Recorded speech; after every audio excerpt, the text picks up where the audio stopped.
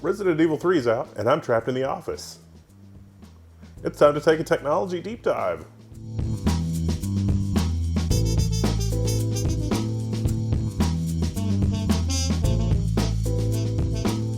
So for this video, I've got something special.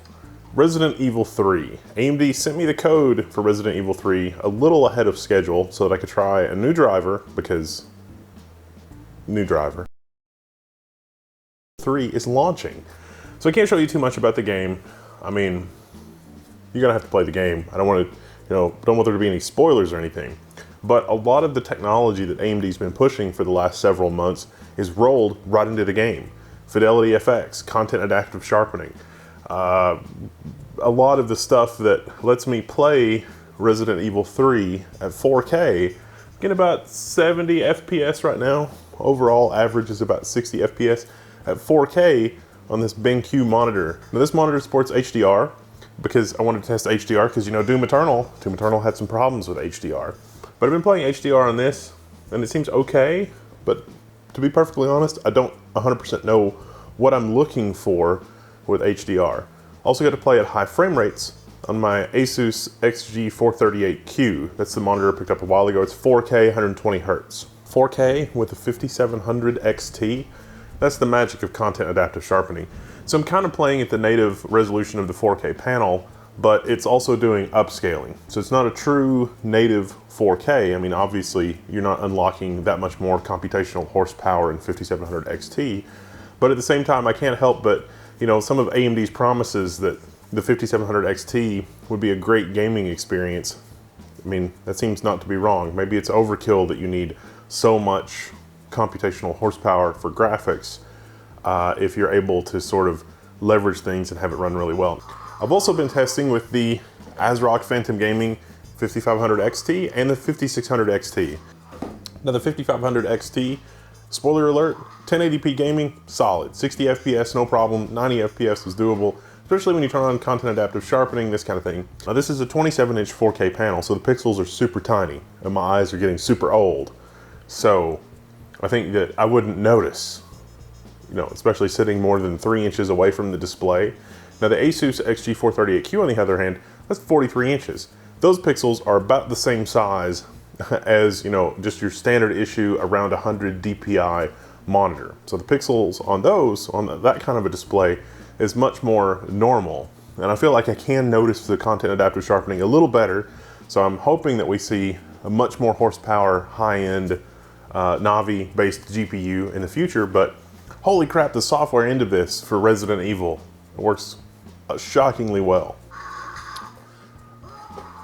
Now notice when I am playing at 4K that the menus inside Resident Evil 3 report that I'm using about 6.1 gigabytes of VRAM, and it says, well, that's really, that's close to your 8 gigs on the 5700 XT. What about the Radeon overlay? Well, the Radeon overlay says it's 7.6 gigabytes. So there's a little bit of a discrepancy there. I'm not really sure what to make of that. So that's HDR and 4K. What about high refresh 4K? These features like content adaptive sharpening also make benchmarking kind of hard because your first go-to is to turn all of these advanced features off, which makes it more homogeneous with other types of benchmark that you'll use.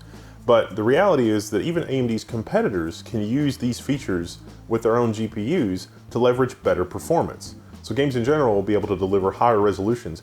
And I have a feeling that this technology is going to play center stage for the upcoming console releases as well. Now, one of the things that really impressed me about the combination of technologies here is that fiddling with the settings, okay, the 5700 XT at 4K is going to be right around 60 FPS. In some cases, it's going to be a little more than 60 FPS. In some cases, it's going to be a little less.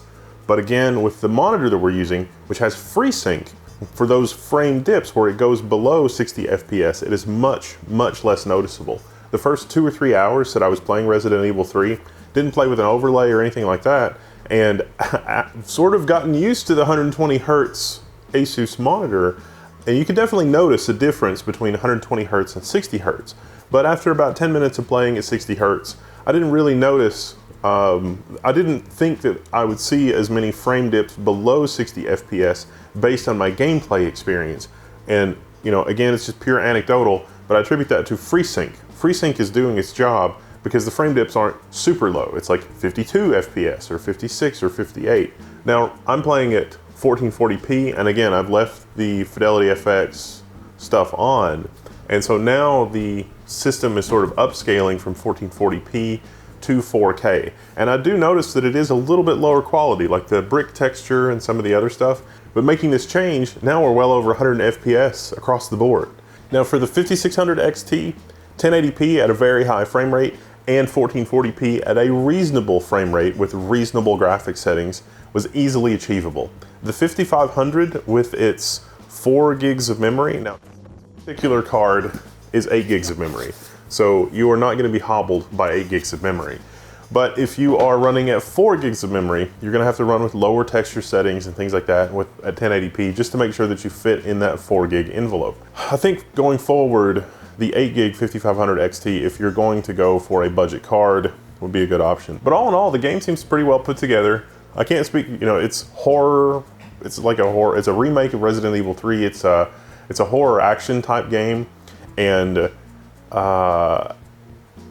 you know, in scary movies when like, it just doesn't seem like the person is running away as fast as they possibly can, and it's just super frustrating. The controls kind of feel like that sometimes, like the zombies are coming at you and it's like, okay, I mean, come on, and then the zombies get you and it's just like, you had a knife. You could have done a better job with the knife. What are you doing? So it's that feeling of watching a scary movie and people can't get away, but in gameplay format, in terms of, you know, gameplay and that kind of thing. Maybe I'll stream this. Maybe we'll stream this, you know, for the gameplay aspect of it. But for now, I'm just doing the benchmarking and this kind of thing. And just like we saw with Doom Eternal, where everybody was kind of blown away. I mean, id Tech 7, the engine is incredible. It is unbelievable, the level of optimization that they've been able to pull off in Doom Eternal. And it's a lot of these technologies that AMD has been pushing and made available even to their competitors, and we see it in Resident Evil 3 as well. And so far, for what I've played, it seems pretty well put together in that aspect, in that I didn't encounter a lot of bugs. I mean, there were a few for sure. But overall, the performance was really, I mean, a 5700 XT pushing 4K, that's insane. But a 5600 XT was also a perfectly reasonable play experience, and the 5500 wasn't bad, especially for 1080p. So be sure to take a look at our graphs for the 5700, the 5600, and well, 5700 XT, 5600 XT, and 5500 XT, because there is a 5700 non-XT, and we didn't talk about that. Be sure to check out our graphs. Thanks to AMD for sending us a copy of Resident Evil 3 ahead of time, so we could sort of poke a stick at it.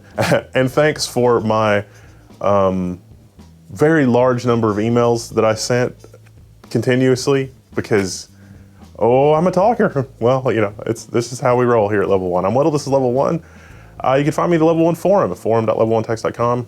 I'm signing out, and I'll see you there.